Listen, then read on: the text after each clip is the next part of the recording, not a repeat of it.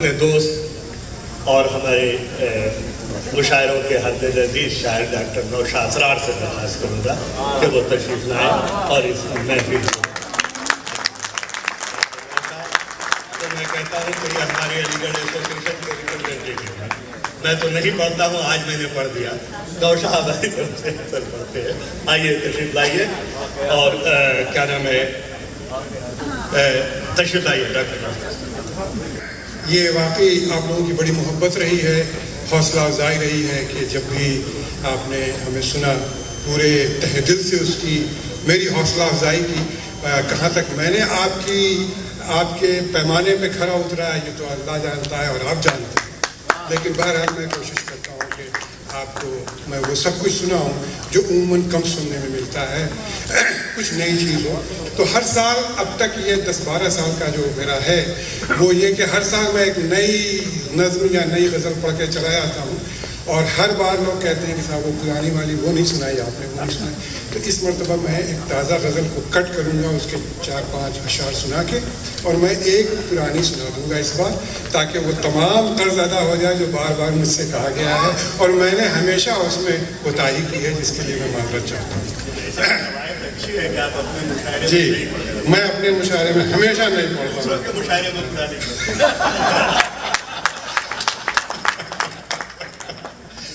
کچھ عجب رنگ تیری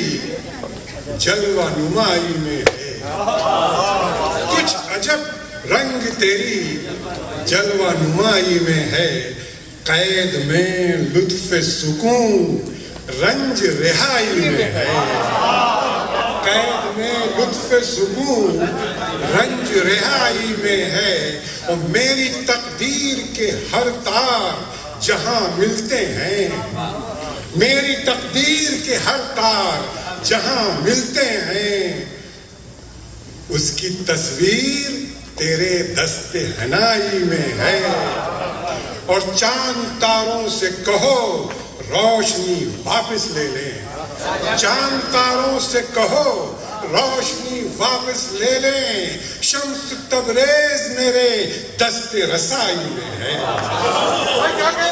تبریز دست رسائی میں. چاند تاروں سے کہو روشنی واپس لے لیں، شمس تبریز میرے دست رسائی میں. بہت بہت شکریہ. اب میں ترنم سے 2-4 شعر پڑھ دوں، اس کے بعد میں نظم سنا دوں. جی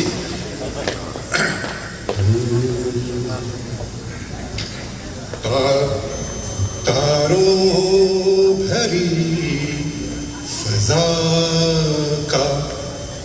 کوئی فائدہ نہیں، تاروں بھری فضا کا کوئی فائدہ نہیں، مانگی ہوئی ضیاء کا کوئی فائدہ نہیں، مانگی ہوئی ضیاء کا. اور ساحل کی آرزو ہے تو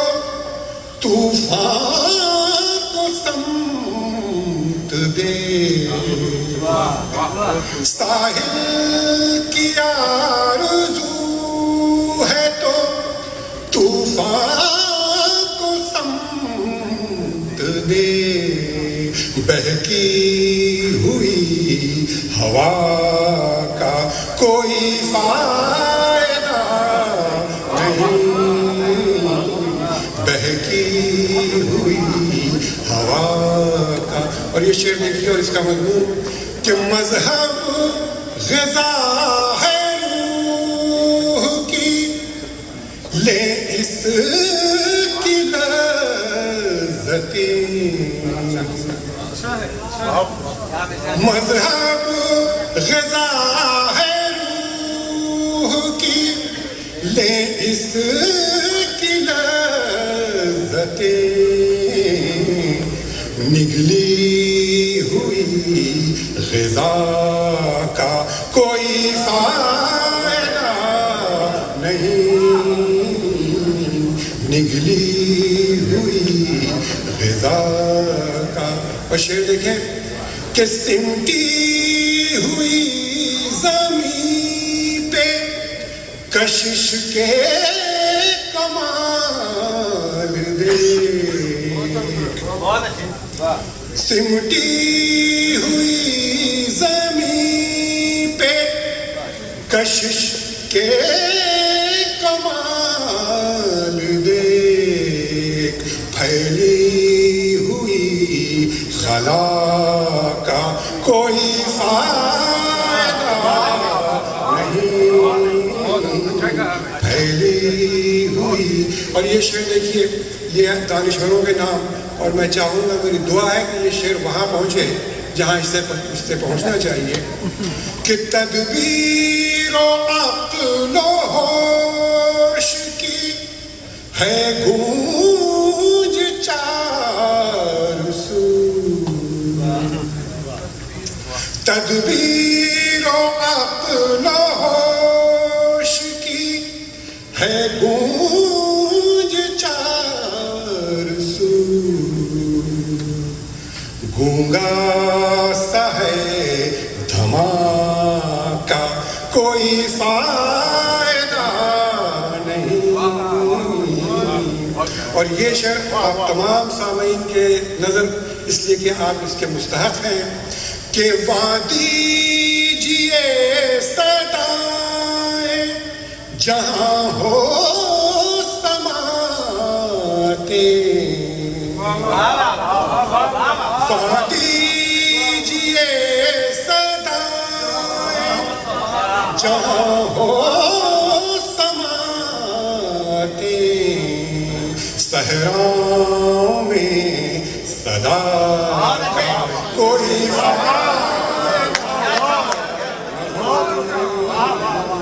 صحراؤں میں صدا کا. اور یہ آخری غزل کا شعر سنیے کہ میں مبتلا عشق ہوں، میرا علاج عشق، میں مبتلا عشق ہوں، میرا علاج عشق، میں مبتلا عشق ہوں، میرا علاج عشق، مت دیجئے دوا کا کوئی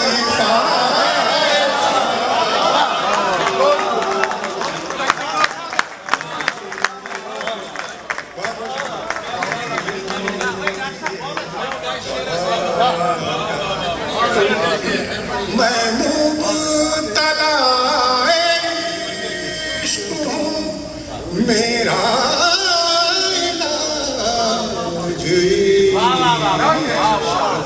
مت دیجئے دوا کا کوئی فائدہ، اور تاروں بھری فضا کا. بہت بہت شکریہ صاحب. اب آخر میں وہ آپ کی فرمائش اور آپ کی بہت دیرینہ خواہش میں تیزی سے پڑھ دوں گا. نظم، یہ نظم حمد ہے، اور حمد اور نعت یہ روایتی شاعری ہے ہندوستان میں ہے، ہمارے ملکوں میں اردو زبان میں، فارسی میں بھی ہے. تو میں نے بھی روایتی طور سے لکھنا شروع کیا، 2-3 شعر لکھے. اس کے بعد پھر میں نے کہا کہ یار میں کر کیا رہا ہوں، اس لیے کہ دل سے نکلے ہوئے اشعار سناؤ تو بنے،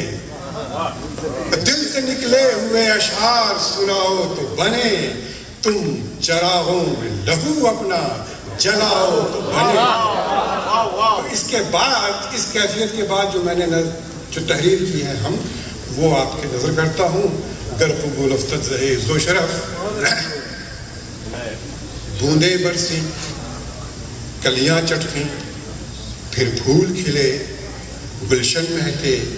پھر گلشن گلشن شور مچا. بوندیں برسی کلیاں چٹکی پھر پھول کھلے گلشن مہکے پھر گلشن گلشن شور مچا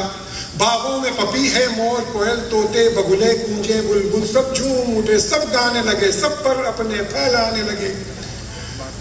کھیتوں کے ہرے سمندر میں دہقاں بھی گاتے گاتے چلے لہرا کے چلے بل کھا کے چلے خرمن کی طرف اٹلا کے چلے کھیتوں کے ہرے سمندر میں دہقاں بھی گاتے گاتے چلے لہرا کے چلے بل کھا کے چلے خرمن کی طرف اٹلا کے چلے یعنی کہ خزانے رنگ جہاں کے سارے رنگ اڑا دے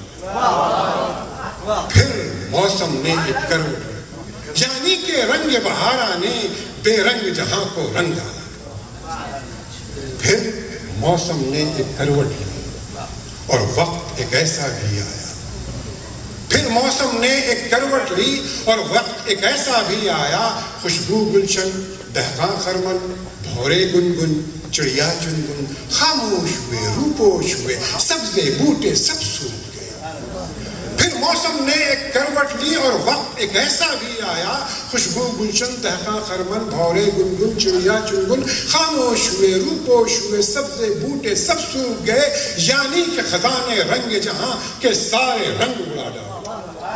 یعنی کہ خزانے رنگ جہاں کے سارے رنگ اڑا ڈالے میں حیرت و حسرت کا مارا خاموش کھڑا ہوں ساحل پہ دریائے خرد یہ کہتا ہے یہ دنیا ایک حقیقت ہے یا ایک جھوٹا افسانہ ہے یہ کیسا گورکھ دھندا ہے یہ کیسا تانا بانا ہے مانا جانا پہچانا ہے لیکن پھر بھی انجانا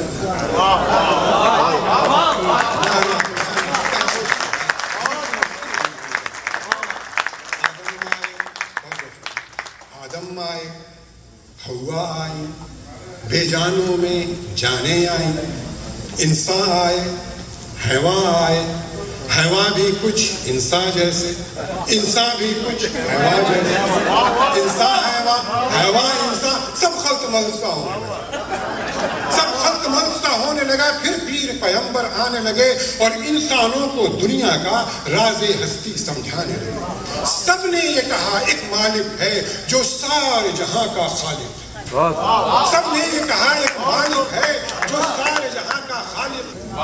سب نے یہ کہا مالک سے ڈرو اور انسانوں سے پیار کرو انسان کی فلاح و بہبودی اس کی خدمت اور ہمدردی ہے حکم خدا ہے حکم نبی جس نے بھی اس کی اطاعت کی گویا کہ اس کی عبادت کی یہ چاند ستارے اور فلک ڈی این اے سے نیوٹران تلک سب اس کے پروردہ بھی ہیں سب اس کے پیروکار بھی ہیں سب اس کی اطاعت کرتے ہیں گویا کہ عبادت کرتے ہیں وہ شعلہ پرور گیسوں سے پانی کی بوند بناتا ہے وہ شعلہ پرور گیسوں سے پانی کی بوند بناتا ہے اور کالے کاربنوں میں وہ ہیرے کی تاب جگاتا ہے وہ شعلہ پرور گیسوں سے پانی کی بوند بناتا ہے اور کالے کاربنوں میں وہ ہیرے کی تاب جگاتا ہے ہیکل ویل کو پانی پہ تیراتا ہے لہراتا ہے اور سنگ نما کورل میں وہ جا کی سنگن دکھلاتا ہے اور ہر سنگ نما کورل میں وہ جا کی سنگن دکھلاتا ہے اور تیز ہواؤں میں شاہی کی پروازوں کو اونچا کر ایرو ڈائنامکس کے گہرے راز ہمیں سمجھاتا ہے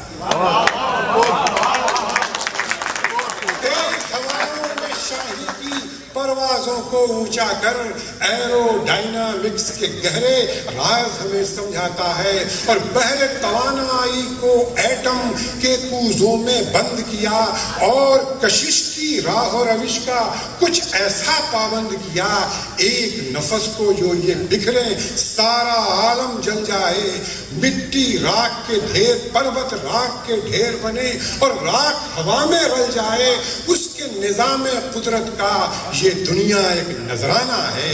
نہ کوئی گورکھ دھندا ہے نہ کوئی تانا بانا ہے سب کچھ روشن سب پہ عیاں سب کچھ جانا پہچانا ہے لیکن انسان انجانا تھا آج بھی وہ انجانا